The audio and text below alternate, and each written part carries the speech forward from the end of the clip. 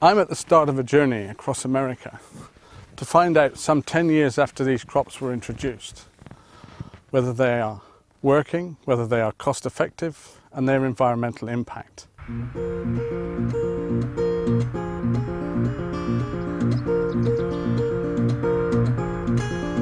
Just baby, get your big leg off of mine.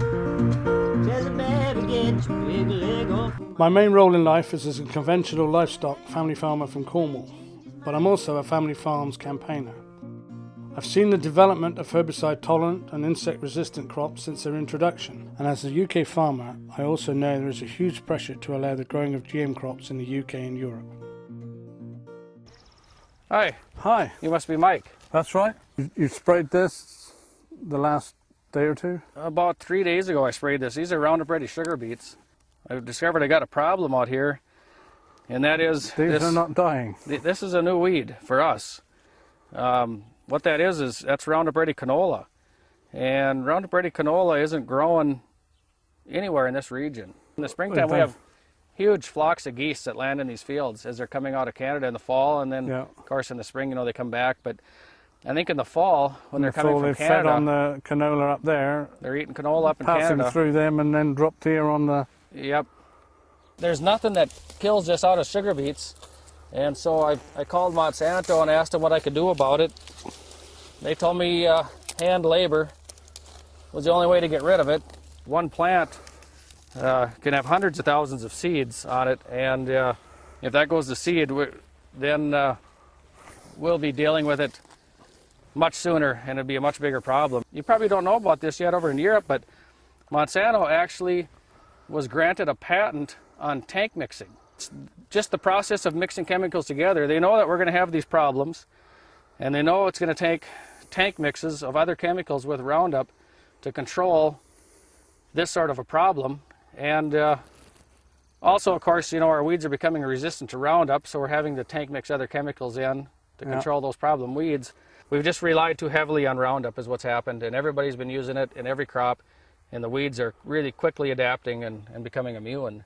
When Roundup Ready crops started to get introduced here back in the mid-90s, as far back as the early 90s, most of these chemical companies stopped putting research into developing new conventional herbicides because they thought everything's going to be Roundup Ready, there won't be a market for this stuff, we're not going to put any money into development. So here we are, 25 years later, and roughly, and we've got this problem. We don't have any herbicides to control some of these weeds, and we're relying on Roundup, and we're starting to have a real mess. The last years that I was growing conventional soybeans, I was trying to grow for Japan, and we were exporting them over there, and they wanted to have pure non-GMO soybeans. And what happened was our beans kept becoming more and more contaminated, and it was getting down to the point where about 50% of our loads were being rejected because of contamination. And we couldn't buy seed that was pure without contamination. The seed company told us straight up, this stuff's going to have some contamination in it. Yep. And and on top of that, the conventional seed no longer was cheap. The seed companies, because the Roundup Ready seed was 5 or 6 times as much money, they simply hiked the price on their conventional seed, and then when they sold you the seed, it came with a clause that even though it's conventional, it's not patented, you couldn't save and replant it. So we were back to paying the high price for the conventional seed. We couldn't sell it into the Japanese market for a premium. We were putting then more expensive conventional herbicides on it. It was a losing proposition. We didn't have any choice but to go back and start planting Roundup Ready crops. There was no choice. That was the only choice. You're trapped into a pattern that you can't get out of. Right. So now we're growing soybeans that instead of paying $6 or $7 or $8 a bushel for seed, we're paying in the $50 to $60 a bushel for the seed. Monsanto had what they call, because the price of the seed is so expensive, they were justifying that with what they call their rewards program. So in other words, if the crop freezes off, if it blows out in the wind, if it floods out in a flood or something like that, they'll supply you with another round of seed at a discounted price, or to reseed. They'll help you to replant. If you're going to use a generic, then you're on your own. You're on your own, right? So that that was supposed to come with the high price of the seed, but not, so in other words, they're kind of forcing you to use their chemical because it's sort of an insurance policy. They've given you a freedom, problem. but a freedom with a lot of buts. Right. You know, a lot of clauses that mean you're still, in a way, trapped into using their products as well as their seed. Right. It becomes one of those things where you have to weigh the advantages and disadvantages of not using their product, and it's a way to entice you to use their product is what it is. Yeah. As I drove north to meet another farmer, I thought about what Rodney had said. It seemed crazy to me that he had to resort to hand labour as the only way to control the GM canola that was growing in his crops. In North Dakota, we had a whole coexistence panel and a coexistence, trying to think of what one would call it, sort of a trial run at trying to understand if there could be coexistence. It was deemed not possible. No matter how careful one might be in segregating every aspect of production, from seed production and development through marketing of the commercial supply, even if one could achieve that, which I don't think is possible, not economically anyway. The pollen drift issue is, the cross-pollination issue is unsolvable. So a distance of 40 yards, which is what the European Union is talking about, you I can tell by the smile that you think that is completely ridiculous. I guess the serious consideration of buffer zones was given up in this country quite a long time ago. Issues such as pharmaceutical rice was one that was brought up in Missouri, and not too long ago, and the company that was contemplating the field tests of that moved it from Missouri 1,000 miles to North Carolina, where no rice would be grown for several hundreds of miles. Yeah. So that is the type of distances that we're talking now.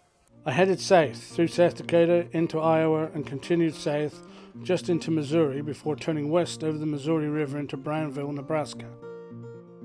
Here I hope to meet a farmer called Corky Jones who farms 3,000 acres of GM maize and soybeans. This was maize, and it was planted about the first week in May. And after it was planted, before it emerges, we put a pre-emergence spray on this of chemicals to hold down the grass and the weeds, which about 2 weeks later or 3 weeks later, we come back with gramoxin over the top of that. Right. So it's a twofold shot. Neither one of them work 100% by their sales, but it's a double deal. If we just waited to have the weeds emerging and going to come in with glyphosate, you're going to cut way back the yield. So this had a residual herbicide on before sowing. It had gramoxone on before you sowed. Yep. And then it's had a Roundup since. Right. Sowed it. Mm-hmm. And that appears to have now effectively the combination of those 1, 2, 3. It's expensive, 3 sprays, but it's done the trick. Yes, yeah. And we've heard the single pass, for so long. Well, you won't hear that from an actual producing farmer. He knows by now that that's a fallacy. Yeah. To me, the logic says, well, okay, the system maybe worked for a few years, and now it doesn't. You're having to spray more, the seeds costing more. How come American farmers haven't gone, okay, fine, let's go back to conventional spraying patterns? I mean, if you're using the conventional sprays that would work on any crop of corn or any crop of beans. The seed companies have dropped the research into conventional. They're holding this. So it's availability of non-GM seeds. Right. Is the crucial factor here. That is right. After leaving Corky's, I headed east back into Missouri to meet Roger Allison, a very unusual farmer in today's American agriculture, as he grows non-GM crops. We're in soybeans, but these are non-GM soybeans. Yeah, this is a public variety soybean. the name is Willcross, and that it's not a GMO. It's a non-GMO soybean. So, just take me through. You cultivated this. You don't put on any pre-emergence herbicide. We don't do any burn down. Don't do any burn down. You just spray for the weeds once the crop is in the right condition and able to do it. Yes. And then that's it. So it is one pass. You know, basically, Providing with our herbicide, you know, it is, you know, one pass, and then if the conditions are right, if we have enough moisture, and we get the canopy, and then that normally stops the weed growth if you've got a good population. Now, you know, we've had years where the population, because of the weather, or because of disease, or because of insects, you know, it's been a little bit lower, and so you wind up with a little bit more weeds. But it's just like any other crop that a farmer does. Sometimes those, you know, there's variables that are out there. Sometimes the condition means you have more weeds, and sometimes you get none. So yeah, that's right. And they said, well, the reason we want to do, you need to do GMOs is one pass, it's cheaper, gets all the weeds, and that hasn't been the case. And that, you know, we've wound up with weeds that, you know, are super weeds right now. We work with you know, a young farmer, and that he's combined our crops, and then I haul away from the combine. And it's worked out, you know, pretty well for us, but he also does custom combining for, you know, a lot of other farmers, and that, so these weeds get passed around because you can't get your combine clean enough, you know, to say that, you know, that combine is never get it weed-free. as clean as it was when it came out of the factory. Absolutely not. There's just no way. Do you have any problem with weed control? I mean, are the herbicides available for you for use in these crops? One of the things on like a public variety that's not a GMO, the land grant universities, they're not doing any research, or they're not trying to by plant breeding, you know, to make a better public variety bean. All of that has gone to a patented seed owned by a corporation, and the universities are doing that work for them. And it's the same way with herbicides.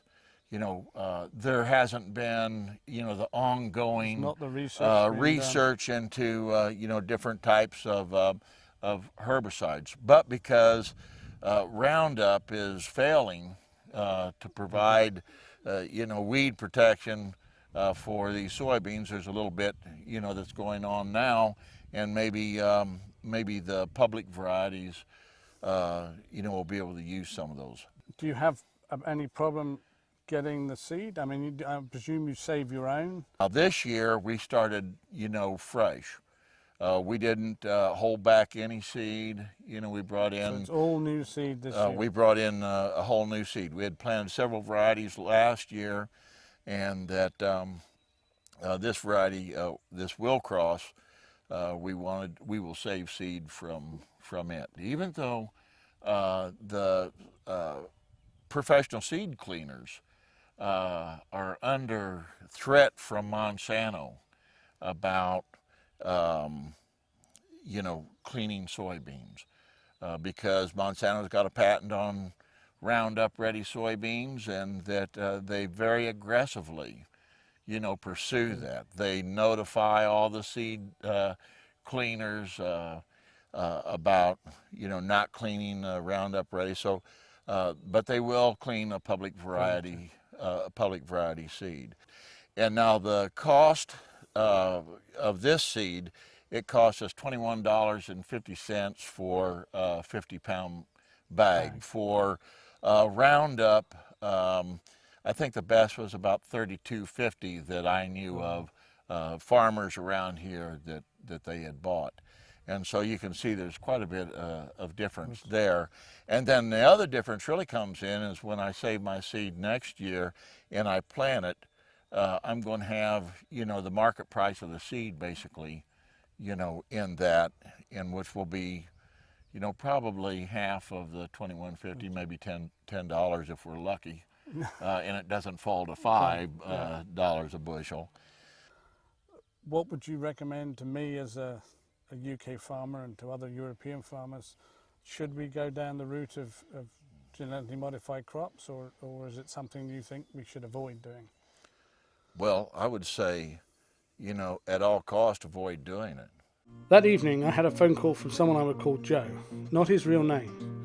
He had heard about the film I was making on GM crops from one of the farmers I'd met on my journey. After talking to him for some time, he agreed to do an interview for the film about his experience as someone involved. His identity has been hidden because of his work.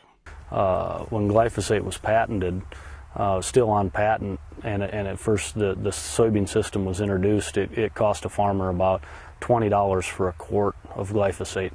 And then as we had to start using more than a quart, it came down to about $15, and then down to about $10 an acre. And it didn't matter if you were throwing a bit more on, the cost hadn't risen.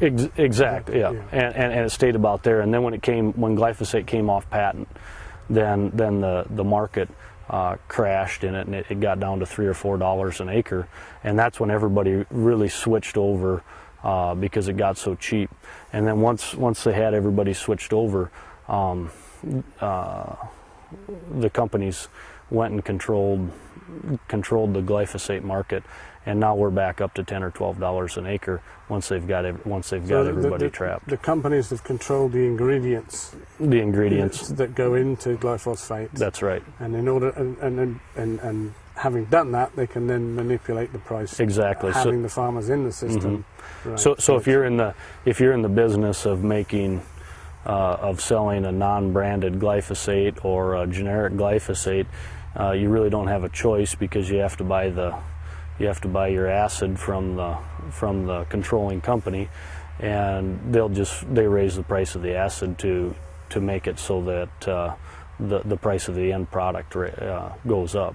And on the seed side, we used to think $100 for a bag of corn was quite a bit of money. How much would a bag seed? How many? This year, the list price on a bag of corn will do we'll do about 3 acres. So yeah. Yep. So used to be about $30 an acre, and now we're paying about $300. So now it's about $100 an acre. It's tripled in price. In 2 years. Once this all happened, all research and technology on any other herbicides just completely came to a halt. So if the system gets to the point where it's at now, and if it continues to deteriorate, where it doesn't control the problem weeds that we have, there hasn't been any research and development hardly done on any new products for 10 years. So we don't have alternatives. You don't have alternatives once it fails. Other than to put on even more glyphosate and hope that'll work. Yeah, that's exactly right. Let's pour it on with a jug rather than spray it on. That's right. Yeah. Mm-hmm. On the BT side, on the insect insecticide that's built in the genetic modification, a number of farmers have said to me, well, we really didn't have a problem with European corn borer before. Right, and corn rootworms. But we've gone, then we don't have a problem. But, one guy, for instance, said that, in the last 30 years, he'd had 1 year when it had been a real problem. Mm-hmm. Now, is that the case? So, is there any real need for... The European corn borer protection was sure handy, and it was nice because it wasn't much fun scouting for European corn borers when in the middle of the summer. But I agree that the population of them, it was a 1 in 10 year deal where they were bad enough that they created a lot of yield damage. The corn rootworm protection is probably a bigger waste of time and has been forced down farmers' throats, probably more so, because that only generally occurs on a corn situation, and the majority of the acres are rotated either corn soybeans or corn wheat soybeans. And which takes care of the problem. It reduces the risk of the problem quite a little bit. Yeah. And they had problems getting the corn rootworm genes accepted, having the farmers accept them, and so they did some interesting marketing things, and basically got with the price, and got it so that the corn rootworm gene was no more expensive with, or the corn wasn't really much more expensive with or without the corn rootworm gene. And so it just forced everybody, they said, well, we'll buy that. And once that happened, then the demand was there. Well, then they just quit making anything that wasn't corn rootworm. And now that's all you have to choose from. And so now once they've got you planting that, then they can just continue to escalate the price because you don't have an option to go back to just corn borer protection. Yep. What would your advice be to British and European farmers, to go down this route, or to? I would not, just from the standpoint that the first few years it'll be cheap and economical, and once everybody is switched to it, you'll lose your choices. You'll no longer have a choice to raise conventional products in the corn, and you'll get yourself into a trap where you're paying royalty fees to companies that own traits and chemicals, and they'll continue to raise those fees every year. Even if you didn't buy glyphosate tolerant canola, somebody spilled some on the road or cross-pollinated or did something, and you'll end up with some in your field, and they'll own that, and you won't be able to keep seeds back any longer. And run the risk of possibly going to court, or because you've stolen the trait and used it. Not possibly. You'll end up in court. I'm now nearly at the end of my journey to investigate GM crops across America. It's been interesting. It's been a long journey. It's 5,000 miles. I've talked to a lot of farmers and a lot of other people. We saw the weed maize, or corn as they call it here, in their soya crop. We saw the weed soya in their maize crop because both were Roundup ready. I saw two farmers that were non-GM in soybeans, one of them also non-GM in corn. Both were paying less for their seed, both were using less herbicide and at a lower cost. Time and time again, I've heard American farmers tell me that they are trapped in this GM crop system. Non-GM seeds are not readily available, and the few that are older, lower yielding varieties. There's also the important fact that the genes that are modified in these crops are patented, so you cannot save your own seeds. As a number of farmers have discovered, if you are found to have patented genes in your crop, regardless of how they got there, or even if you didn't know they were there, if you have not paid the tech fee to the company who owns the patent, they can take legal action against you. So do American farmers grow these millions of acres of GM crops because the system works, or because there is little or no other choice? I think European farmers should look at what's happening here really hard before the decision's made as to whether we go down the same route. I'm going crying.